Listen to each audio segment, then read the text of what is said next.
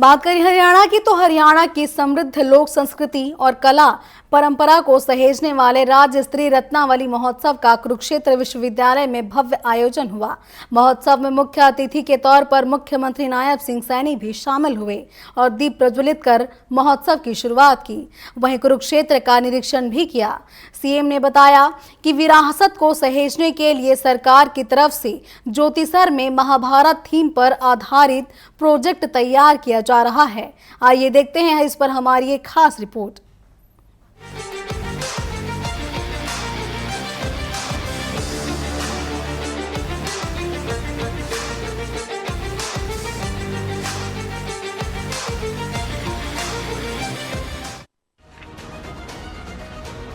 मुख्यमंत्री नायब सिंह सैनी ने मंगलवार को राज्य स्तरीय रत्नावली महोत्सव में मुख्य अतिथि के तौर पर शामिल हुए।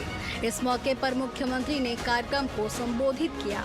सीएम सैनी ने कहा कि यह उत्सव हरियाणा की गौरवशाली विरासत, हमारी माटी की महक और लोक जीवन की झलक प्रस्तुत करता है। यह विद्यार्थियों को न केवल अपने व्यक्तित्व को निखारने का अवसर देता है, बल्कि उन्हें अपनी सांस्कृतिक पहचान पर गर्व करने की भावना से भी ओतप्रोत करता है।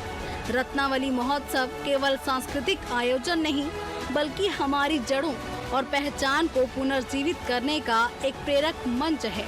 कार्यक्रम के दौरान मुख्यमंत्री नायब सिंह सैनी और विरासत एवं पर्यटन मंत्री डॉक्टर अरविंद शर्मा द्वारा पद्मश्री से अलंकृत संत राम देशवाल तथा कला एवं संस्कृति के क्षेत्र में उल्लेखनीय योगदान देने वाले अनूप लाठर को सम्मानित किया गया। इसके अलावा मुख्यमंत्री और अन्य अतिथियों ने हरियाणवी बोली में प्रकाशित रत्नावली टाइम्स पत्रिका का विमोचन भी किया। अपने संबोधन में मुख्यमंत्री ने कहा कि यह महोत्सव एक ऐसा मंच है जो युवा पीढ़ी को हमारी जड़ों से जोड़ता है। साथियों, यह महोत्सव हरियाणा की गौरवशाली विरासत है, हमारी माटी की महक है और हमारे जीवंत लोक जीवन की विराट और अद्भुत झांकी है। साथियों, यह विद्यार्थियों के व्यक्तित्व को निखारने का ये रत्नावली मंच हमें अवसर प्रदान करता है। साथ ही युवा पीढ़ी को अपनी सांस्कृतिक पहचान पर गर्व करने का भी अवसर प्रदान करता है। मुख्यमंत्री ने कहा कि आज की युवा पीढ़ी हमारे प्रदेश का भविष्य है और संस्कृति के संवाहक भी। यह अत्यंत प्रसन्नता का विषय है कि हमारी युवा पीढ़ी अपनी विरासत को लेकर कितनी सजग और उत्साहित है। शिक्षा हमें ज्ञान और कौशल देती है, लेकिन संस्कृति हमें संस्कार और पहचान देती है। उन्होंने कहा कि वेशभूषा, नृत्य, लोकगीत, हरियाणवी गाने और रांगनी यहाँ बनाई गई झोपड़ियों से सब केवल प्रदर्शन मात्र नहीं, बल्कि हमारे पूर्वजों की अमूल्य धरोहर है।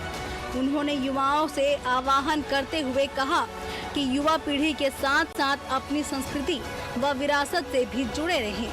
जिस विश्वविद्यालय की नींव ये 1956 में रखी गई और हम सब के लिए बड़े गर्व की बात है कि इसकी नींव भारत के प्रथम राष्ट्रपति राजेंद्र प्रसाद, डॉक्टर राजेंद्र प्रसाद जी ने इसकी नींव को रखा है।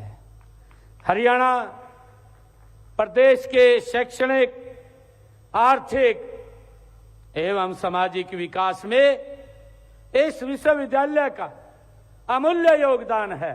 मुख्यमंत्री नायब सिंह सैनी ने कहा कि पिछले 38 वर्षों में इस विश्वविद्यालय में रत्नावली महोत्सव का आयोजन किया जा रहा है।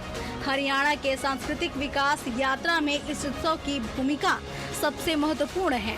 इस महोत्सव को हरियाणवी संस्कृति का महाकुंभ कहा जाता है।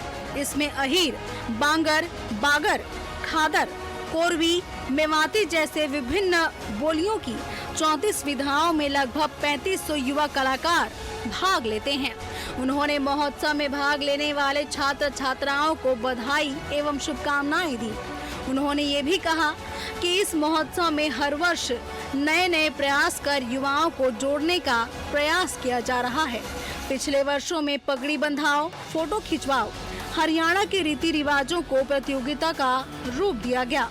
सेल्फी विद हरियाणवी गत वर्ष का अनूठा प्रयास रहा है। जो हमारे सामने सांस्कृतिक कार्यक्रम भी इस मंच के ऊपर इस रत्नावली में ये हमारे अलग अलग स्थानों से आए हुए अलग अलग कॉलेजों के हमारे बच्चे युवा साथी यहाँ पर प्रस्तुत करने वाले हैं।